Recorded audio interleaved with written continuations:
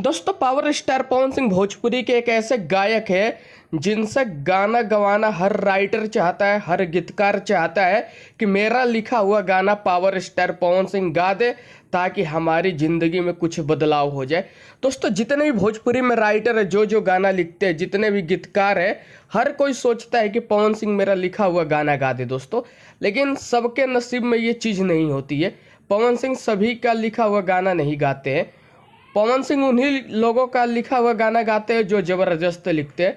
लेकिन दोस्तों एक लड़का को नया राइटर है, मेरे ख्याल से उसका नाम है गौतम राय काला नाग।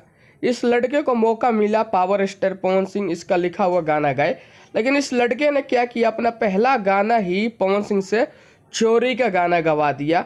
जी हाँ दोस्तों, लेकिन ये लड़का बोल रहा है कि नहीं नहीं, हम तो चोरी किए नहीं है, चोरी का गाना नहीं है, ये तो मेरा लिखा हुआ गाना है।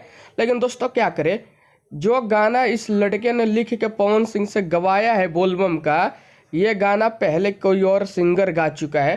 तो सभी भोजपुरी दर्शक बोल रहे हैं कि ये चोरी का गाना है। लेकिन दोस्तों अगर ये चोरी का गाना है और ये लड़का अपने आप सबूत नहीं पेश कर पाता है, अपने आप को गुनाहगार से बचा नहीं पाता है, तो फिर पावर स्टार पवन सिंह इस लड़के का लिखा हुआ गाना कभी नहीं गाएंगे।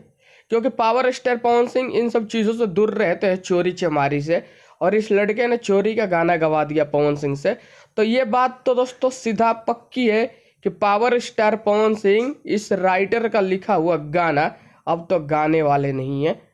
तो दोस्तों जितने भी गीतकार और राइटर हैं मेरी बात सुन रहे हैं दोस्तों, अगर आप लोग चाहते हो कि आपका लिखा हुआ पवन सिंह गाना गाए तो आप लोग थोड़ा सावधानी से गाना लिखो। चोरी का गाना, मिलता जुलता गाना मत लिखो, क्योंकि आप लोगों की वजह से पवन सिंह का छवि खराब होगा, फिर पवन सिंह आपका लिखा हुआ गाना गाएंगे नहीं।